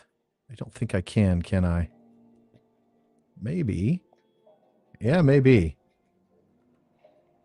Yeah, what I want to do is try to go and get down into Malinhad and get the heart from a lifeless watching stone. But that might take a while, mightn't it? Yeah, it's going to be a lot of killing to get between here and there. I'm going to pop over then using my Return to Aughider skill. Now, this is the milestone skill, not a guide. So it does have a cooldown skill, but that's okay because it's a real-time cooldown.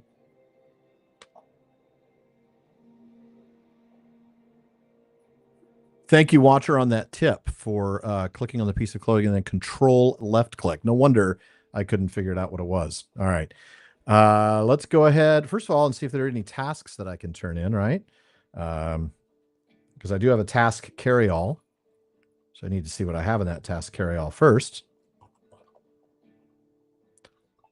Heavy sword sheaths, broken short bows, coarse furs. No, no, no. Broken wood spear. These all must be from other soft skin. No. Extremely sharp claw. No. Smooth scale. No. So apparently I'm not getting a lot of the things that we want here. Let's see. Is there a way to sort this? Yeah. Broken great swords. I do have 84 broken great swords, so that'll work. And 202 broken halberds. I got plenty of those. All right. Nate, good question. I don't off the top of my head, but I am sure that we can. I'm sure there's something. I don't know though. Some of the UI elements can't be changed, but yeah. All right. Let's take a broken greatsword one. Who do I turn it into? Ryth. Where is Ryth? Is Ryth over here? Do I have to go a long way to turn these in? Because then I'm going to stop doing that if that's the case. Okay, let me turn in several to Ryth. So we're going to do broken great swords, broken halberds.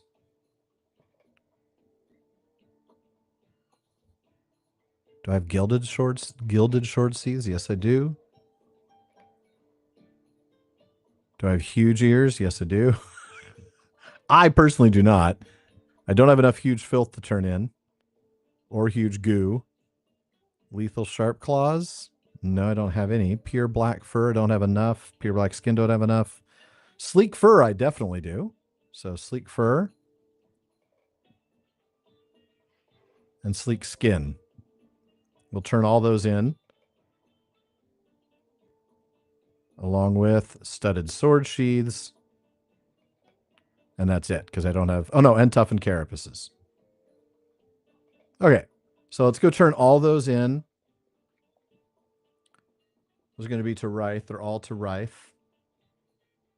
That'll give me some rep, too, which is nice. You risked your life to come here. We are beset on all sides. The brave Ufradine serve the Iron Crown. But brave Galord are surrounded by enemies. You risk your life to come here. I do not know what will become of my people. Oh, I can't do any more. Task limit reached. All right, I'm going to increase the task limit rather than reset it. And then it'll be done. Okay, now it's at limit, and I don't want to reset it because I'm not going to do anymore.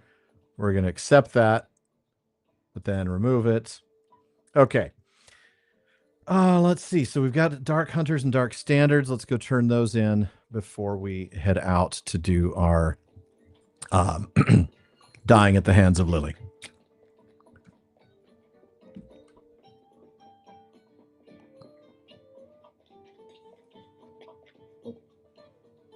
Will you be sojourning here? Finan. You are a stranger to these lands. You are a stranger to these lands. Yes, I am. Finan's Vengeance, a two-handed axe. Yeah. All right, but that sells for the most, so I'll take that. All right. Let's see now. So if I take a look at Angmar Quest, I still got the green ones. I'm just going to cancel those. I'll leave them just in case. Dark Clefts, Stolen Skulls. Yeah, but Bloodstones I want and Strange Beasts I want. And then still have the Epic. I don't know why those all disappeared. Oh, because as I took the quests to turn in the tasks, it pushed off older quests because you can only keep track of 10 at a time. So, all right. So when we come back, we're going to go kill some Hillmen, and then we're going to go find the Lifeless Watching Stone. So for now, let's leave him over by the task board. Probably grab some more tasks when I come back since the thing will have reset. And we're going to log out of Hilburn. Hassel, what's my favorite class to play? It is Hunter. I really enjoy playing a Hunter. I would have said Captain. I really enjoy Captain. That's my second favorite class. Beorning's a lot of fun. Beorning's a lot of fun. I'm looking forward to finding out what it's like to play a brawler. I created a level 1 brawler named Fistuina, which just means fist friend, but I haven't played him at all. I haven't even gone through the intro with him yet. So we're going to find out about that. In the meantime, let me pull up Pernellof. Now, Pernellof was originally a throwaway character. He was designed for me to kind of play a little bit of the Swanfleet Cardalan quests to sort of maybe get a feel for what I wanted to do here with the stream. Katie and I did some adventuring, actually quite a bit through that area, and that was a lot of fun. Outside the west gate of Bree. Okay. All right. Oh, this is going to be interesting. Give everybody a treat. All right. In the meantime, you can see that what I've done with the skins is I've changed how things look, and even the quest panels, right? So if I pull up a quest, this is what it looks like now. And that's just a skin. So you can find out how to install skins. There are all sorts of skins available. There's a whole pack of skins. You can get skins that are, Hobbit based, dwarf based. In this case, I picked one that's elven based because my character is elvish. And so you'll see little elven logos or icons and things, little graphics. Have I played all the classes? I have not played all the classes. I've never played Lore Master.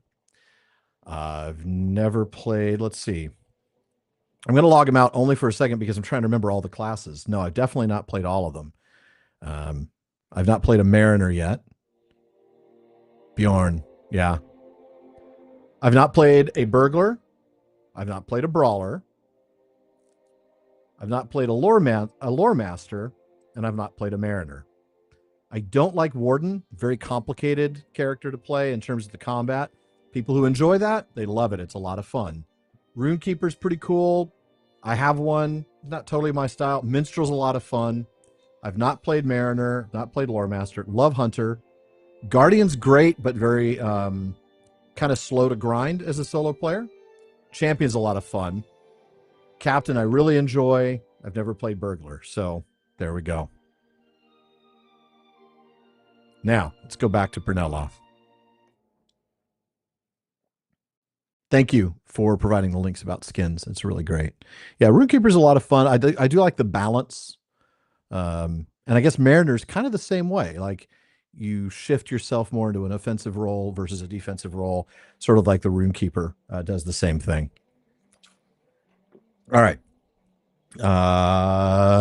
Westgate, you said. Let me get on my horse. We'll head over there.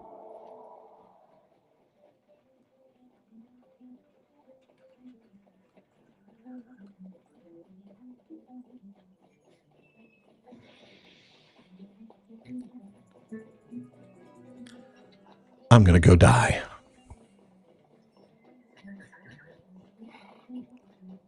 The Watcher, thank you for that. I do want to play a Mariner at some point. I was tossed up between Mariner and Brawler, and I just decided I had to pick Fistuina.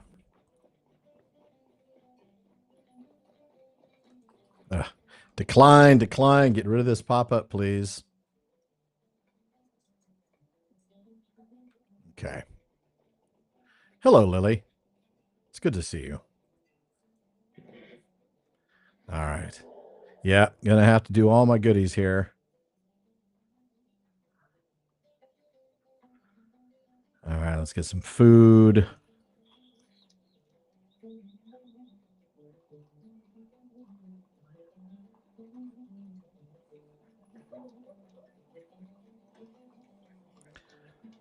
All right. Are you ready? Why does it say, oh, we have to get further out because I can't spar with you this close, it looks like. Yeah, we got to get further out. I think we need to cross the road here. Spar wasn't selectable as an option.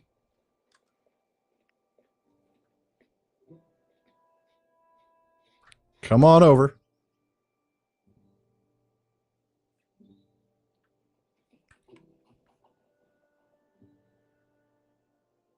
All right. And now spar is available as an option. Oh boy. All right. This should be interesting. Are you ready? All right, here we go. Why am I nervous? All right.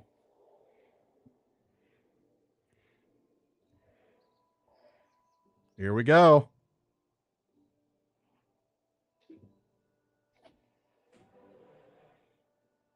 Why won't it let me target you?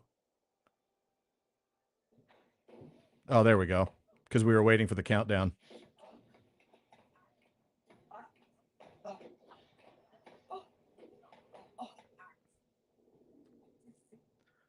There we go. I shall salute you.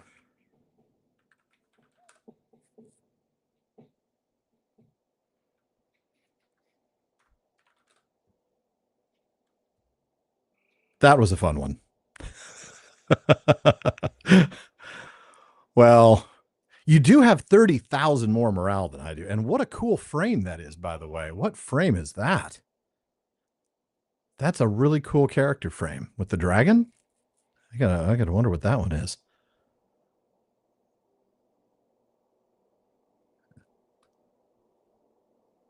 I mean, I've got all these frames to choose from. Most of them are the anniversary frames, 1, 2, 3, all the way up. Green dragon frame. I've got to find out how you get that because I really like that frame. All right, but yeah, this is the skin, and I'll you can. There are all sorts of other skins that you can choose. If I go to my options, now that I have skins set up for this person, I can go to my UI settings. I think it's under UI. Yeah, current user skin. So there's like, let's do Bree. There we go. And poof. So now that changes and the toolbar is clear, but you have this sort of Bree theme to things. JRR Delving Hills. So here you get a more hobbity feel. Yeah, Katie's right. I'm sort of a glass cannon in that case. Will the PPP cover the very exciting upcoming Bovadium? Bovadium. Somebody's going to have to fill me on what the heck that means. Yeah, they are available. I just haven't set them up on any other characters yet. So like my Dwarven Guardian might pick something like this one, Durin's Folk, right, with stone. Aerolingus, I might choose one of my men might want to be from Rohan. Tons and tons of skins available. The Bovadium fragments. I've never heard about this.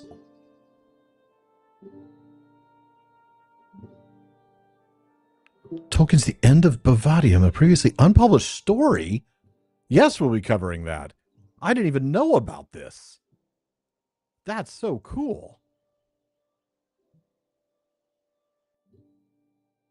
Umbar, yeah. So really some great options out there.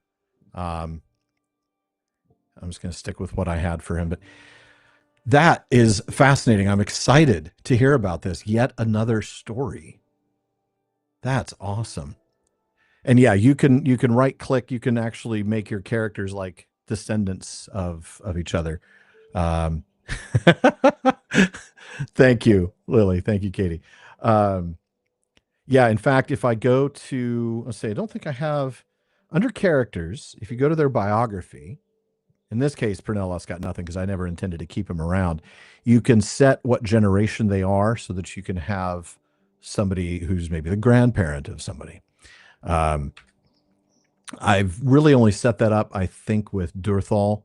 And you can also write a great backstory. So, for instance, I have nothing on these characters, but if I go to Durthal, who was my first character that I built, and the kind of my main, even though he's lower level, Durthal.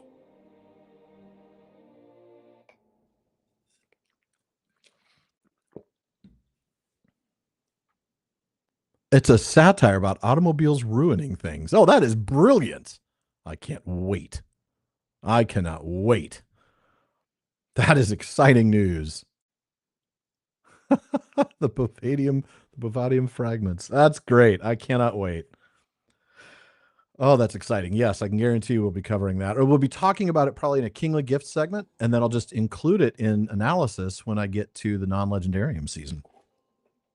All right. So when I go to Durthal, if I go to his character page and his biography, I actually get what I wrote. Right. I chose. He doesn't have anybody who's a child, but you can write down your personal description and change the generation. Um, except I did. I thought I made sure that.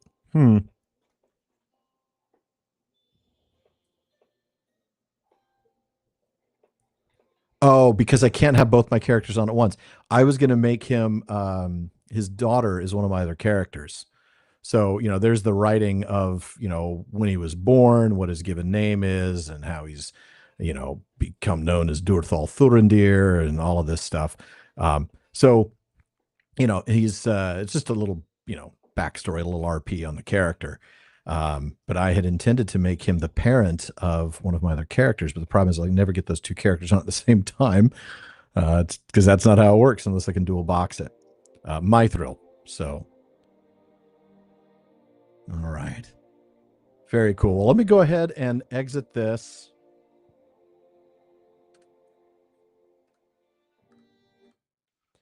And come back to the stream, and we'll turn on the chat overlay and everything. There we go. Come on.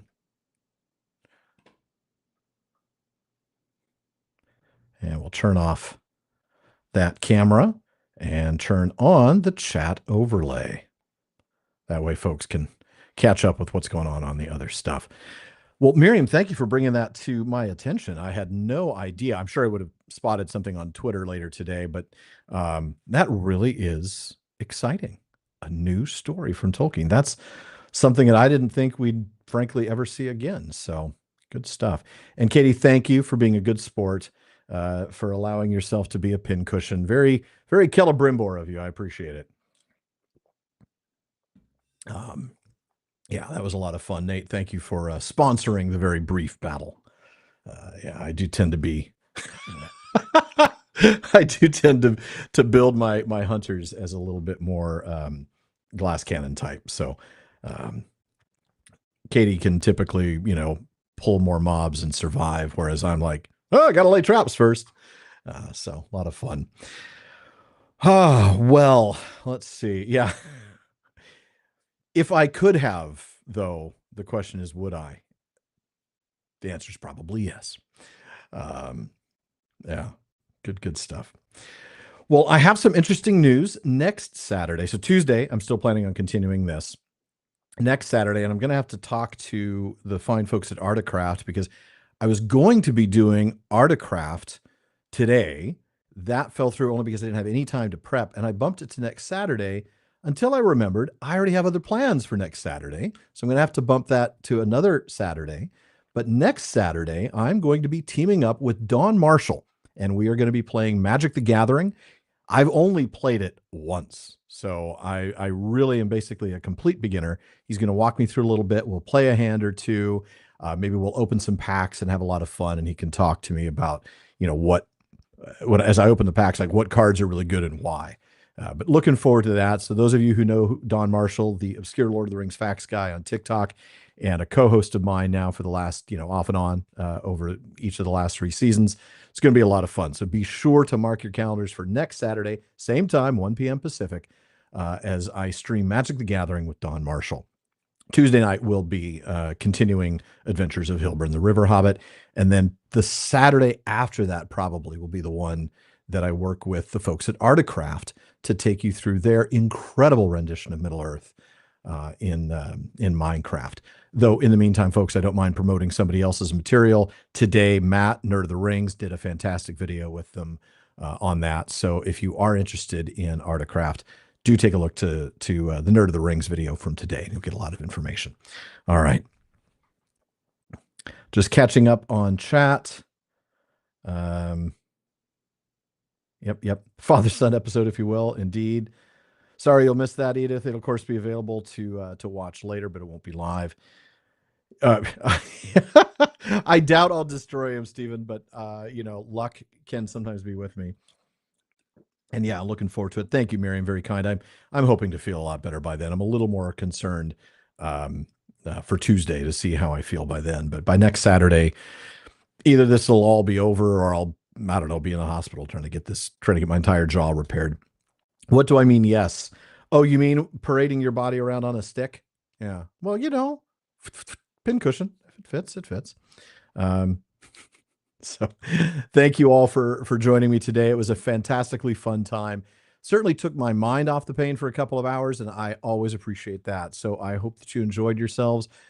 Enjoy the rest of your weekend, folks, wherever you may be and whatever you're planning to do. And I will see you all on Tuesday night. Thanks again, and we'll see you.